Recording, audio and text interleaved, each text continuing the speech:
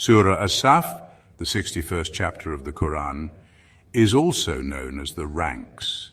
It focuses on the importance of unity, action and sincerity in the cause of Allah, emphasizing the need for believers to match their words with deeds.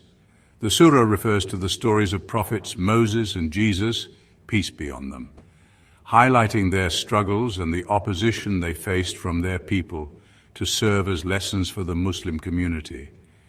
It also highlights the prophecy of Jesus about the coming of Prophet Muhammad, peace be on him, and urges Muslims to strive in Allah's path like a solid wall. Believers are exhorted to be like the disciples of Jesus who became helpers of Allah's cause. So let's begin. I seek refuge in Allah from the rejected Satan in the name of Allah, the most merciful, the most compassionate. All that is in the heavens and all that is on earth extols Allah's glory. He is the most mighty, the most wise. Believers, why do you profess that which you do not practice? It is most loathsome in the sight of Allah that you should profess what you do not practice. Allah indeed loves those who fight in His way as though they are a solid wall cemented with molten lead. And call to mind when Moses said to his people, O my people, why do you torment me when you know well that I am Allah's messenger to you? So when they deviated, Allah made their hearts deviant. Allah does not direct the evildoers to the right way.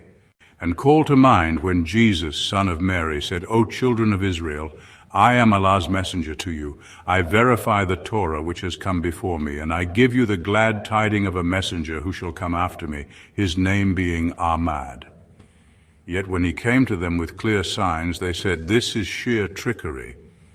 Who would be more unjust than he who invents a lie about Allah the while he is being called to Islam? Allah does not direct such evil-doing folk to the right way. They seek to extinguish Allah's light with their mouths, but Allah shall spread His light in all its fullness, howsoever the unbelievers may abhor this.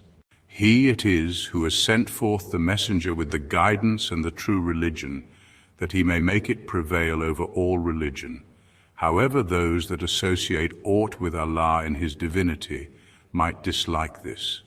Believers, shall I direct you to a commerce that will deliver you from a grievous chastisement? Have faith in Allah and His messenger and strive in the way of Allah with your possessions and your lives.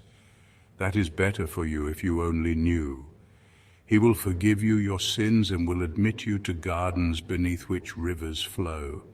He will lodge you in excellent mansions in the gardens of eternity. That is the supreme triumph.